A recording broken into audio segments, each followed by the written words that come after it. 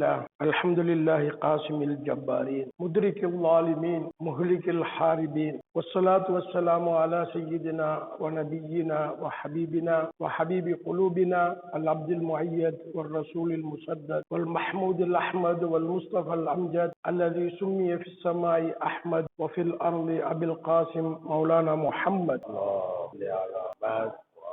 وعلى أهل بيته طيبين الطاهرين وأصحابه المنتجبين. قال الله سبحانه وتعالى: بسم الله الرحمن الرحيم والعصر إن الإنسان لفي خسر إلا الذين آمنوا وعملوا الصالحات وتواصوا بالحق وتواصوا بالصبر. صدق الله العلي العظيم. அளவற்ற அருளாளன் நிகரற்ற அன்புடையோன் எல்லாம் வல்ல அல்லாஹ் சுப்ஹானஹு தஆலாவை புகழ்ந்து நபிகள் நாயகம் ரசூலே கரீம் ஸல்லல்லாஹு அலைஹி வஆலிஹி வஸல்லம் அவர்கள் மீதிலும் அவர்களது பரிசுத்த அருள் பைத்தினர்களாகிய மாசூம்கள் அவர்களை சொல்லிலும் செயலிலும் பின்பற்றி நடந்த சஹாபாக்கள், அவுலியாக்கள், உலமாக்கள், ஃபுகஹாக்கள், ஆலிம்கள் அனைவர்கள் மீதிலும் அல்லாஹ்வுடைய அருளும் சாந்தியும் உண்டாவதாக என பிரார்த்தித்தவனாக, அல்லாஹு தஆலா மனிதனாக வாழ வேண்டும் என்பதற்காக அந்த ஒரு அருள்மறைதான் அல் குர்ஆன். அல் குர்ஆனுடைய போதனைகள், அது கூறுகின்ற விடயங்கள் மனிதர்களுக்கு அநேகமான மனிதர்கள்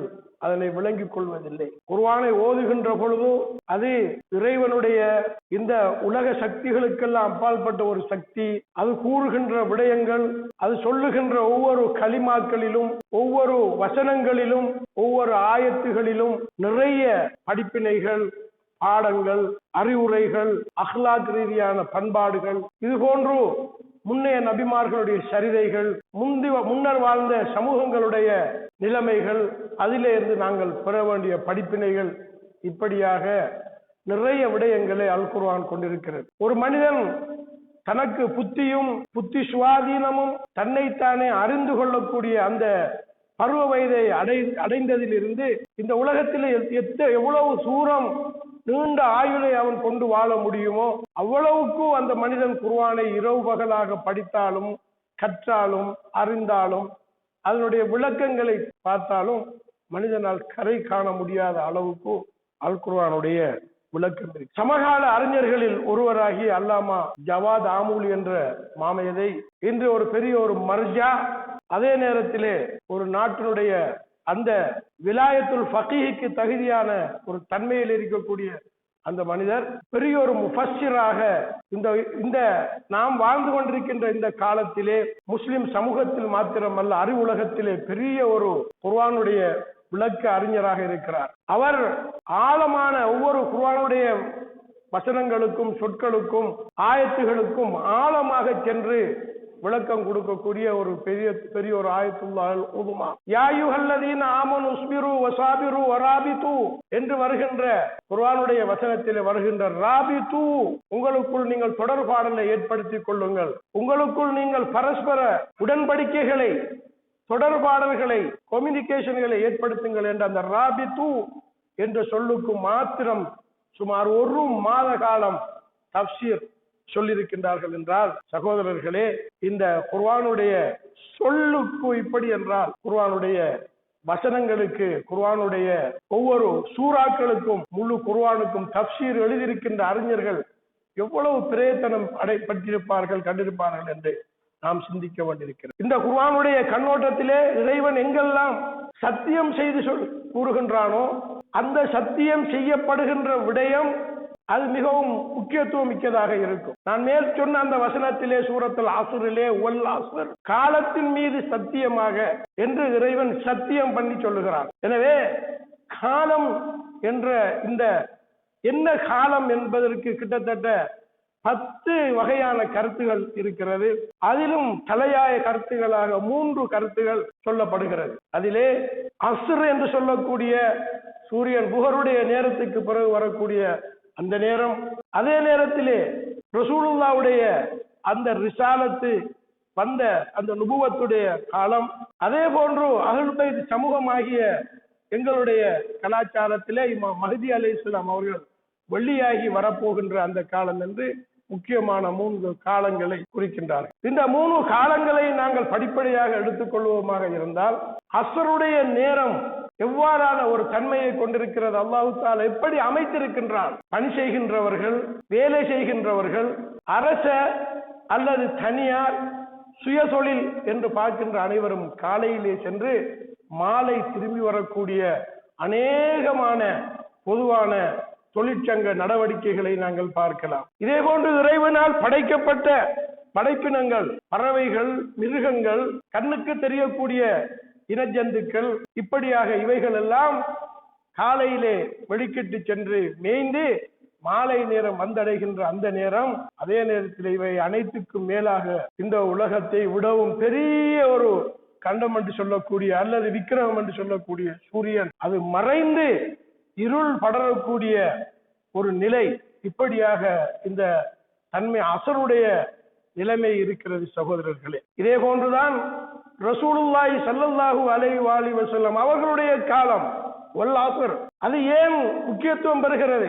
ரசூலுல்லாஹ்வுடைய ஆரம்பம் முதல் இறுதி வரைக்கும் படிப்பினை பெறக்கூடிய, அருள் பெறக்கூடிய ஒரு தன்மையை அல்லாஹ் தஆலா வைத்திருக்கின்றார். அவர்களுடைய ஹயாத் வலா அம்ருக்க, உங்களுடைய வாழ்நாள் மீது சத்தியமாக, லா குசுபு பிஹாதல் பலது அந்த ஹில்லுன், ரசூலுல்லாஹ் இருக்குகின்ற அந்த இடம் அது பரிசுத்தமானது. அவர்கள் ஏற்படுத்திய அந்த சமூக மறுமலர்ச்சி, அந்த சமூகத்திலே அவர்கள் தோற்றுவித்த அந்த கலாச்சாரம், அந்த ஒளி, அந்த பிரகாசம் எப்படிப்பட்டது என்பதை பற்றி எல்லாம் இந்த ரசூலுல்லாஹ்வுடைய அந்த ரிசாலத்துடைய நுபுவத்துடைய தன்மையை பற்றி கூட இந்த வல் அஸ்ருக்கு கருத்து சொல்லுகிறார்கள். ஆகவேதான் சகோதரர்களே, இறைவன் பொதுவாக இவைகள் அனைத்தையும் உள்ளடக்கியதாக காலத்தின் மீது சத்தியமாக வல் ஃபஜ்ர் வஸ் சுபுஹ் வல் துஹா வன் நஹார் வல் அஸ்ர் வல் லைல் இதா அஸ்அஸ வஸ் ஸஹர் என்று ஒவ்வொரு படித்தரத்தையும் அல்லாஹ் தஆலா சொல்லிக் கொண்டு போகின்ற அழகை நாங்கள் குர்ஆனுடைய கண்ணோட்டத்திலே பார்க்கலாம். ஃபஜ்ருடைய நேரம், அதிகாலை நேரம், துஹாவுடைய நேரம், பகலுடைய நேரம், மாலை நேரம், இரவு நேரம், சஹர் நேரம் என்ற இந்த அத்தனை நேரங்களும் முகத்தஸாத் என்று சொல்லக்கூடிய பரிசுத்த தன்மைகளை அல்லாஹ் தஆலா வைத்திருக்கின்றான். எனவேதான் இறைவன் ஹக்கு சுப்ஹானஹு தஆலா இந்த நேரங்களிலே அவன் சத்தியம் செய்து சொல்லுகின்ற இந்த விடயத்தை பற்றி நாங்கள் சிந்திக்க கடமைப்பட்டிருக்கின்றோம். வல் அஸ்ர், இவை அனைத்தையும் உள்ளடக்கியதான் இந்த காலத்தின் மீது சத்தியம். வல் அஸ்ர் இன்னல் இன்சான் லஃபீ குஸ்ர், அல்லாஹ் தஆலா படைத்தவன் சொல்லுகிறான். மனிதனை அறிந்தவன், மனிதனுடைய தன்மையை தெரிந்தவன், மனிதனை பற்றிய அவன் அறிவதற்கு முன்பதாகவே அறிந்தவன், அவனை பற்றிய சகல விடயங்களை அறிந்தவன் சொல்லுகிறான். இன்னல் இன்சான், நிச்சயமாக மனிதன் என்றால் என்னை தவிர்த்த நீங்கள் அல்ல, நான், நீங்கள், அவன், அவள், அவர் என்ற சகலரும். இன்னல் இன்சான், மனித வர்க்கம், மனித இனம்.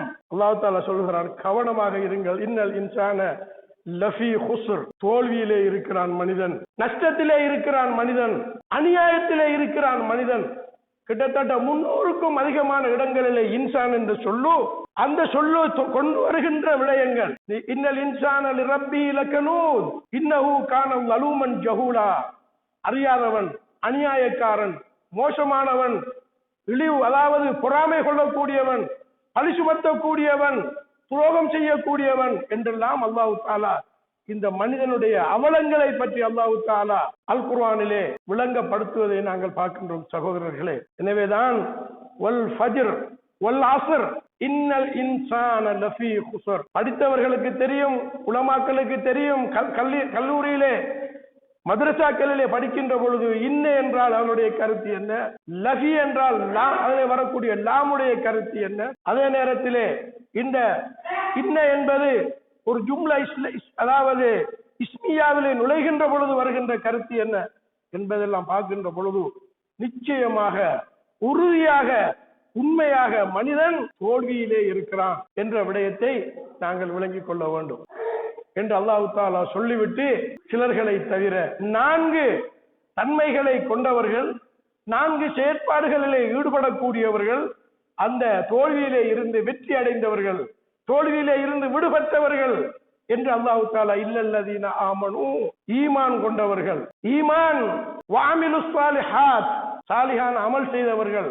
ஈமான் என்று சொல்லுகின்ற பொழுது உசூலுத்தீன், மார்க்கம் சொல்லுகின்ற ஏகத்துவம், இஸ்லாத்தினுடைய அடிப்படை நுபுவத், இஸ்லாத்தினுடைய அடிப்படை மஆத் மர்மையினால், அந்த நுபுவத்தோடு சம்பந்தப்பட்ட இமாமத், அந்த தௌஹீதோடு சம்பந்தப்பட்ட இதாலத், அந்த மஆதோடு சம்பந்தப்படுகின்ற விடயம். இப்படியாக நாங்கள் அதனுடைய பிரிவுகளை எல்லாம் நாங்கள் பார்க்கின்ற பொழுது இவைகளிலே ஒரு மனிதன் யகீனோடு, உறுதியோடு, இல்லல்லதீன ஆமனு என்று அல்லாஹ் தஆலா சொல்லிவிட்டு ஒரு மனிதனை ஈமானோடு மனிதன் வாழுகிறான்.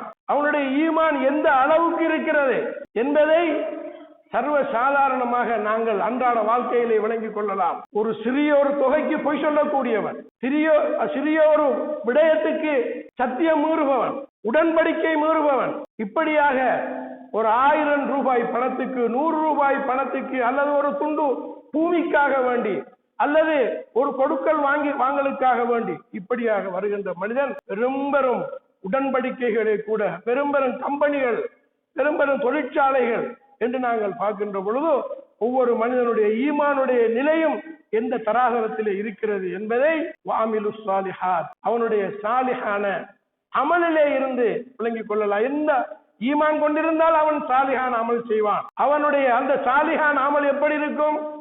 அல்லாஹ் தஆலா சொல்லவில்லை இல்லல்லதீன ஆமனு வாமிலு சாலிஹ், சாலிஹ் என்ற அல்லாஹ் தஆலா ஒருமையிலே சொல்லவில்லை, சாலிஹாத். எனவே மனிதனுடைய சகல செயற்பாடுகளும் தன்னுடைய குடும்பத்துடைய, பிள்ளைகளுடைய, அயலவர்களுடைய, அதே போன்று தன்னுடைய தனிப்பட்ட இபாதத்துடைய, தன்னுடைய கொடுக்கல் வாங்கல் போன்ற சகல விடயங்களிலும் மனிதன் அந்த சாலிஹான அமலை செய்யக்கூடியவனாக அவன் இருப்பான் என்ற தன்மையை நாங்கள் பார்க்கின்றோம்.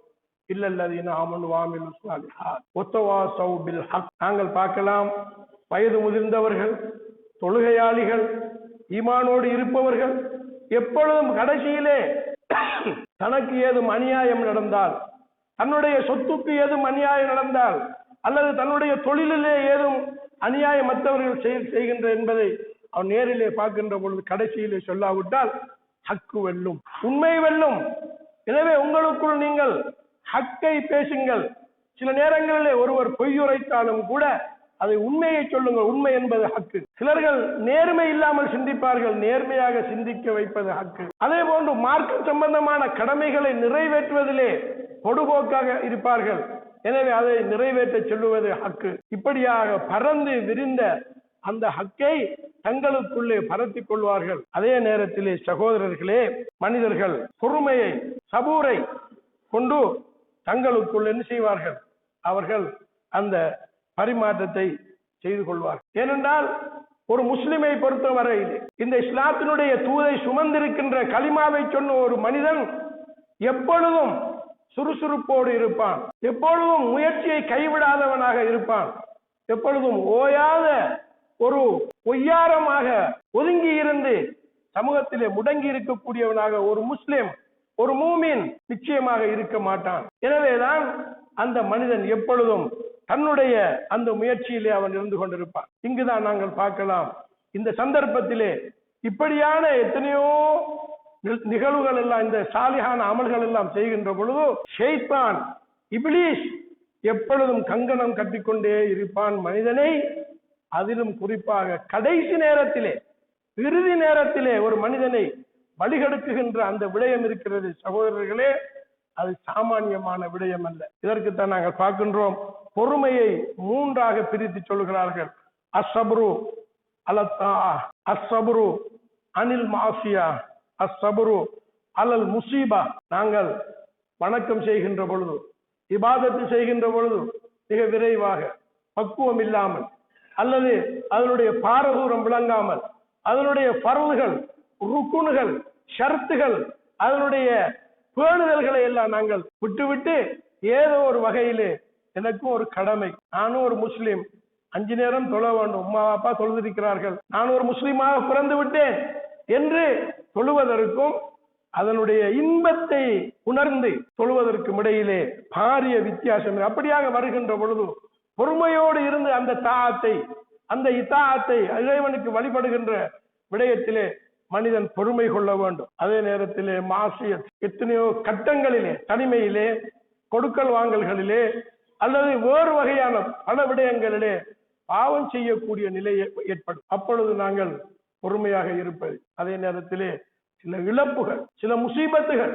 சில சோதனைகள் எங்களுக்கு வருகின்ற பொழுது அதிலும் நாங்கள் என்ன செய்ய வேண்டும் என்றால் மிகவும் கவனமாக நாங்கள் இருந்து கொள்கின்ற பொழுதுதான், பொறுமையோடு இருந்து செயற்படுகின்ற பொழுதுதான் வல் அஸ்ர் இன்னல் இன்சான லஃபீ குஸ்ர் இல்லல்லதீன ஆமனூ வஅமிலுஸ் ஸாலிஹாத் வதவாஸவ் பில் ஹக்கி வதவாஸவ் பிஸ் ஸப்ர் என்ற இந்த விடயத்திலே தான் நாங்கள் பார்க்கின்றோம். சகோதரர்களே, அல்லாமா தபரி அவர்கள் தன்னுடைய தஃப்சீரிலே சொல்லுகின்றார்கள். எவ்வாறென்றால், அஸ்ர் என்ற இந்த சொல்லுக்கு சரியான ஒரு கருத்தை, கூபா நகரத்திலே நான் பஜாருக்கு போய் கொண்டிருக்கிறேன், இப்படியான சூடான இந்த கிளைமேட்டிலே, இந்த சூழலிலே, சூடான காலத்திலே ஒருவர் ஐஸ் கட்டிகளை அடுக்கிக் கொண்டு வித்துக் கொண்டிருக்கின்ற பொழுது அவர் என்ன சொல்லுகிறார் என்றால், நடு மதிய நேரம் அவர் சொல்லுகின்றார், என்னுடைய இந்த வியாபாரத்திலே எனக்கு நீங்கள் அருள்கா இர்ஹமு ரஸுல் மாலி யதூபு, என்னுடைய மூலதனம் உருகி போகிறது. எனவே இந்த மூலதனத்திலே உருகி போகாமல் நான் என்னுடைய மூலதனத்தை பாதுகாத்துக் கொள்வதற்கு என்னுடைய இந்த ஐஸ் கட்டிகளை வாங்குங்கள் என்று அவர் கோஷித்துக் கொண்டிருக்கிறார். எனவேதான் இந்த ரஸுல் மால் என்று சொல்லக்கூடிய காலத்தினுடைய சத்தியத்தை அல்லாஹ் தஆலா சொல்லுகின்ற அந்த கருத்தை அந்த ஐஸ் விற்குகின்ற, பனிக்கட்டி விற்குகின்ற அந்த வியாபாரியிடம் இருந்து நான் கற்றுக்கொண்டேன் என்று இமாம் தபரி அவர்கள் தன்னுடைய தஃப்சீரிலே சுட்டிக்காட்டுவதை நாங்கள் பார்க்கின்றோம். என்ற சகோதரர்களே, நாங்கள் விரும்பினாலும் விரும்பாவிட்டாலும், இபாதத்து செய்தாலும் செய்யாவிட்டாலும், உழைத்தாலும் வீட்டிலே நாங்கள் உறங்கி கிடந்தாலும், நாங்கள் என்ன செய்தாலும் காலம் சென்று கொண்டே இரு. ஐஸ் எவ்வாறு உருகி கொண்டு செல்கிறதோ அதே போன்று சென்று கொண்டிருக்கும். அன்புள்ள சகோதரர்களை சிந்தித்து பாருங்கள். இன்னல் இன்சான லஃபீ குஸ்ர். அல்லாஹ் தஆலா இங்கே குஸ்ர் என்ற சொல்லை பாவிக்கிறான். லரர் என்ற சொல்லும் இருக்கிறது, அரபியிலே இருக்கிறது. அந்த லரருக்கும் குஸ்ருக்கும் இடையிலே வித்தியாசம். லரர் என்பது பெருமதியை, ஒன்றினுடைய பெருமதியை குறைத்து ஒரு மனிதனிடத்திலே வாங்குவது அல்லது அவன் விற்பது. விற்கின்ற பொழுது அவன் நஷ்டம் அடைகிறான். ஆனால் அவனுடைய வாங்குகின்ற மனிதனிடத்திலே அந்த மூலப்பொருள் குறைவதில்லை. அதாவது நஷ்டத்திலே வியாபாரம் செய்வான். மூலதனம் அங்கே குறைவதில்லை, குறைத்து கொடுப்பான். அதே எடைதான், அதே அளவு. ஆனால் குஸ்ர் என்று சொல்லுகின்ற பொழுது அவன் நஷ்டமலை விலை குறைத்து கொடுப்பது மாத்திரமல்ல, அந்த ஐஸ் கரைவது போன்று மூலதனம் என்ன செய்துவிடும், கரைந்து விடும். எனவேதான் நாங்கள் விளையாட்டிலும் வீண் பராக்கிலும் அவரையும் இவரையும் அதையும் இதையும், அந்த குற்றம் இந்த குற்றம், அவர் செய்கின்ற அவரிலே பழி, அந்த அமைப்பிலே பழி, அந்த சமூகத்திலே பழி, அந்த கட்சியிலே பழி என்று இப்படியாக நாங்கள் போட்டு போகின்ற பொழுது வீட்டிலே பார்த்தால் எங்களுடைய வயது சென்றிருக்கும், ஆயுள் சென்றிருக்கும். எதையும் நாங்கள் என்ன செய்திருக்க மாட்டோம், எங்களுடைய ஆயுளிலே நாங்கள் சேமித்திருக்க மாட்டோம். இதைத்தான் இமாம் அலி இப்னு அபி தாலிப் அலைஹிஸ்ஸலாம் அவர்கள் சொல்லுகின்றார்கள். நாங்கள் விடுகின்ற ஒவ்வொரு மூச்சும் அதே ஒரு மனிதனுடைய அஜலை நோக்கி சென்று கொண்டிருக்கிறது. நஃபசுல் மர்இ ஹுத்தாவுன் இலா அஜலிஹி என்ற கருத்தை அவர்கள் சொல்லியிருப்பதை நாங்கள் பார்க்கின்றோம். சகோதரர்களே, இதே போன்று கடைசி நேரம் இருக்கிறது. ஒரு மனிதனுடைய 50, 60, 65 அல்லது 70க்கு மனுஷன் வாழ்வது என்பது மிகவும் குறைவு. ஃபுலைல் இப்னு இயாத் என்ற ஒருவருடைய ஒரு சம்பவம். இவர் இளைஞராக இருக்குகின்ற பொழுது நிறைய பாவங்கள், எல்லா பாவங்களும் செய்த ஒரு மனிதர், ஒரு பெரிய ஒரு பாவியாக இருந்த இந்த மனிதர் ஒரு சந்தர்ப்பத்திலே அவருக்கு கிடைக்குகின்ற இந்த ஒரு உபதேசத்தின் மூலமாக அவர் இமாம் ஜாஃபர் சாதிக் அலைஹிஸ்ஸலாம் அவருடைய அவைக்கு வந்து கல்வி கற்று பெரிய ஒரு ஆலிமாக மாறிவிடுகிறார். இப்பொழுது அவர் இறுதி கட்டத்திலே மரணப்படுக்கையில் இருக்குகின்ற அந்த சந்தர்ப்பத்திலே அவரிடத்திலே கல்வி கற்ற ஒரு மாணவன் சூரா யாசினை அவன் ஓத ஆரம்பிக்கின்றான். யாசின் சூறாவை ஓதிக்கொண்டிருக்கின்ற அந்த மனிதரை, அந்த மாணவனை அவர் சொல்லுகின்றார், ஓதாதே, குர்ஆனை நிப்பாட்டு. ஏன் என்று கேட்டால் அது பெரிய ஒரு சூறா, அதை ஓதிட்டு என்னுடைய சிந்தனை எங்கே எல்லாம் சென்று இருக்குமே என்று சொன்ன பொழுது அவர் ஷஹாதத்து கலிமாவை சொல்லிக் கொடுக்கிறார். ஆனால் அங்கே என்ன நடக்கிறது என்றால், ஆனா பரியோன் மினல் கலிமா லா இலாஹ இல்லல்லாஹ், லா இலாஹ இல்லல்லாஹ் அந்த கலிமாவை விட்டும் நான் தூரமாக இருக்கிறேன் என்று சொல்லக்கூடிய அளவுக்கு ஒரு மனிதனுடைய இறுதி நிலை இருக்குமா இருந்தால், சகோதரர்களே, இதை பற்றி அறிஞர்கள் ஆய்வு செய்கிறார்கள். ஆய்வு செய்து எழுதுகிறார்கள். எவ்வாறு என்றால், அந்த மனிதனும் ஷதீதுல் ஹஸத், பொறாமை அதிகமாக இருந்தது. கோல் செல்லுகின்ற நமீமா, மற்றவரை பற்றி புறம் பேசி திரிகின்ற அந்த தன்மை அதிகமாக இருந்தது. சில நேரத்திலே ஷுருபுல் ஹம், போதையிலேயும் கூட சில நேரத்திலே அவர் இருந்து விடுவார் என்ற ஒரு விடயத்தை சொல்லுகிறார். எனவேதான் சகோதரர்களே, மனிதன் அல்லாஹும்ம ஜஅல் ஆகிபத உமூரனா கைரா என்று ரசூலுல்லாஹி ஸல்லல்லாஹு அலைஹி வஸல்லம் அவர்கள் பல சந்தர்ப்பங்களிலே அவர்கள் ஓதிருக்கின்ற அந்த துஆவையும் கூட நாங்கள் பார்க்கலாம். இறுதியாக உலகம் எந்த அளவு கண்டால் ஒரு ஐயாமன் சபரு ஐயாமன் கலீலன் ஆகபத்து ராஹத்தன் தவீலா, நீண்ட ராகத்துக்காக வேண்டி குறுகிய இந்த காலத்திலே வருகின்ற விடயங்களை எல்லாம் பொறுமையோடு நாங்கள் தாங்கிக் கொள்வோமாக இருந்தால் நிச்சயமாக ஒரு அஹ்லுல் பைத் சமூகம் இந்த உலகத்திலே உதயமாகி அதனுடைய பிரகாசத்தை இந்த உலகத்திலே காண்பிக்கும். அதனுடைய ஒளியை நிச்சயமாக நாங்களும் எங்களுடைய குடும்பத்திலும் நாங்கள் காணலாம்.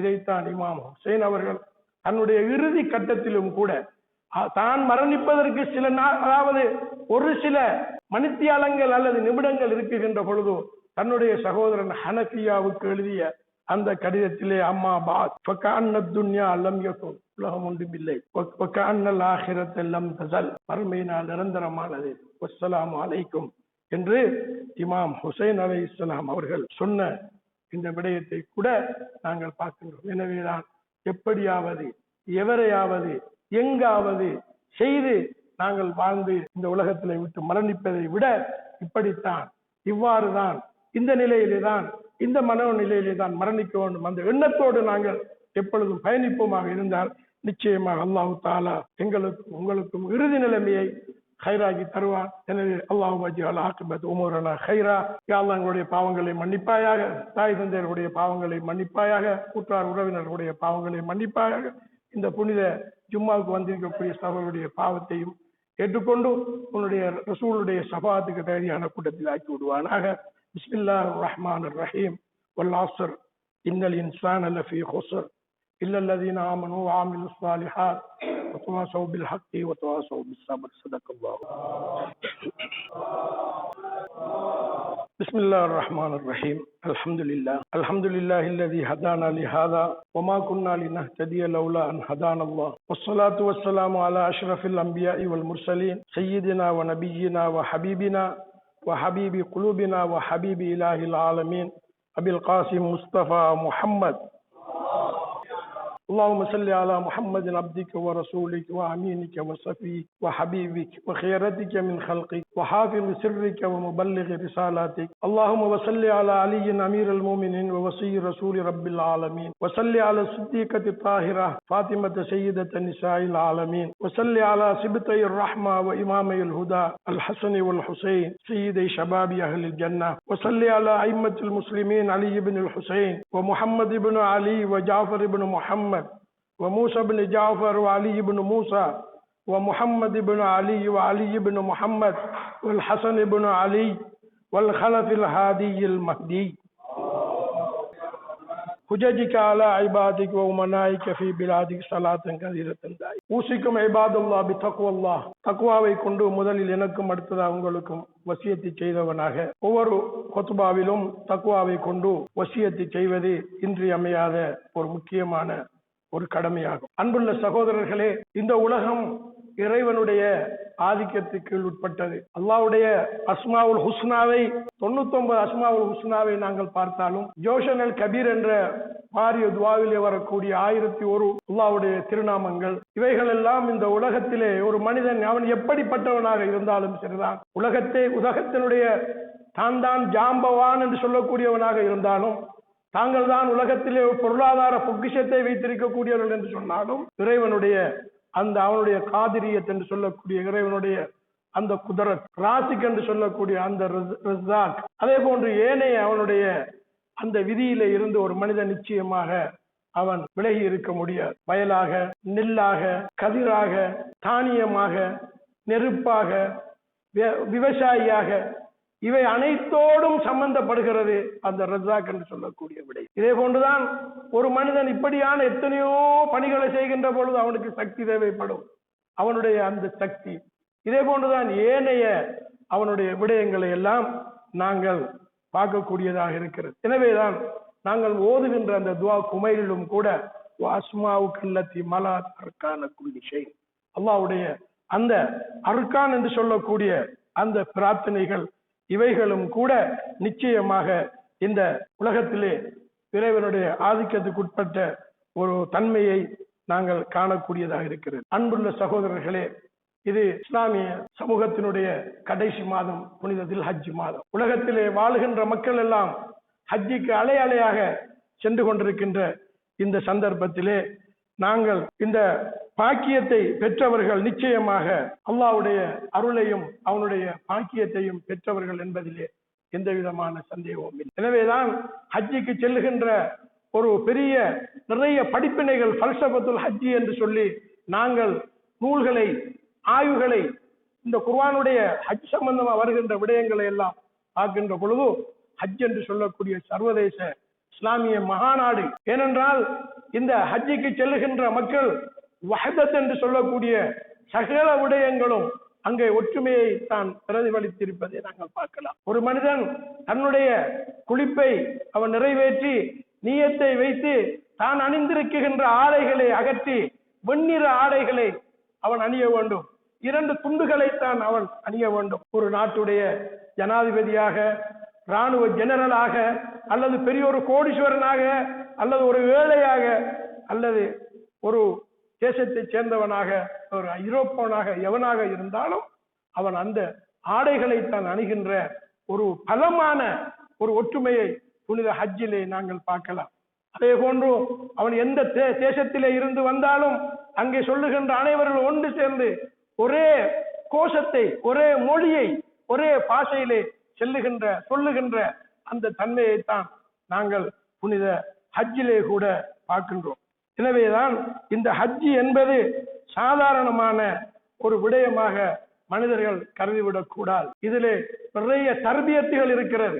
எப்பொழுதும் இந்த குளிரூட்டிகளுக்குள்ளே அத்திரை அதாவது நறுமணங்களை பூசிக்கொண்டு நல்ல ஆடைகளை அணிந்து கொண்டு எங்களுடைய உடம்பிலே அதாவது தூசிகளும் மண்ணும் கற்களும் பற்று விடாமல் இருக்குகின்ற மாத்திரமல்ல, இபாதத் தூசிகள், அதே போன்று மண், கற்கள், அதே போன்று புட்கள் என்று பாராமல் பல இடங்களிலே ஹாஜிகள் எல்லாம் தரிசித்து நடப்பதும் இருப்பதும் துவா ஓதுவதும் பிரார்த்தனையிலே ஈடுபடுகின்ற விடயங்களை எல்லாம் நாங்கள் பார்க்கின்றோம் சகோதரர்களே.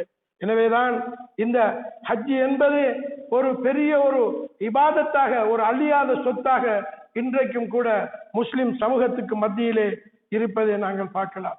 நாங்கள் எங்களுடைய அஹ்லுல் பைத்தினுடைய கண்ணோட்டத்திலே இந்த உலகத்துக்கு சொல்ல வேண்டிய ஹஜ்ஜை பற்றிய நிறைய தத்துவங்கள் இருக்கிறது, அரசியல் இருக்கிறது, ஆத்மீகம் இருக்கிறது, அதில் நிறைய பல விடயங்கள் பொதிந்திருக்கிறது. இன்று அருமையான ஒரு விடயத்தை நாங்கள் பார்த்தோம். எவ்வாறு என்று சொன்னால், ஒரு மனிதன் புனித ஹஜ்ஜிக்கு சென்று புனித கஅபத்துல்லாவிலே 30 ஜுஸு குர்ஆனையும் அவன் இருந்து அங்கு ஓதி முடிக்கின்ற பொழுது அல்லாஹு தஆலா அந்த ஹாஜியை, அந்த ஹஜ்ஜிக்கு சென்ற அந்த மனிதனை ரசூலுல்லாவை காட்டாமல், ரசூலுல்லாவுடைய வடிவத்தை அந்த மனிதனுக்கு காட்டாமல் அவனை மரணிக்க செய்ய மாட்டான் என்ற ஒரு விடயத்தை நாங்கள் பார்க்கின்றோம். அதே போன்று மர்ம நாளையிலே இவன் எந்த இடத்திலே அவன் இருப்பான் என்பதை கூட அல்லாஹு தஆலா அவனுடைய உள்ளத்திலே உதயமாக்குகின்றான் என்ற ஒரு விடயத்தை கூட நாங்கள் பார்க்கின்றோம் சகோதரர்களே. இந்த ஹஜ்ஜிலே தான் நாங்கள் பார்க்கலாம், சுப்ஹானல்லாஹ் வல்ஹம்துலில்லாஹ் வலா இலாஹ இல்லல்லாஹ் வல்லாஹு அக்பர் என்று ஹாஜிகள் எல்லாம் சத்தம் போட்டு சொல்லுகின்ற விடயத்தை பார்க்கலாம். ரப்பனா ஆத்தினா ஃபித் துன்யா ஹஸனா வஃபில் ஆখিরাতি ஹஸனா வகினா அஸாபன்னார் என்ற இப்படியாக மக்கள் சத்தம் விட்டு இந்த துவாவை, இந்த பிரார்த்தனை, இந்த கலிமாக்களை எல்லாம் சொல்லுகின்ற ஒரு அற்புதமான அரிய சந்தர்ப்பங்களை நாங்கள் பார்க்கலாம்.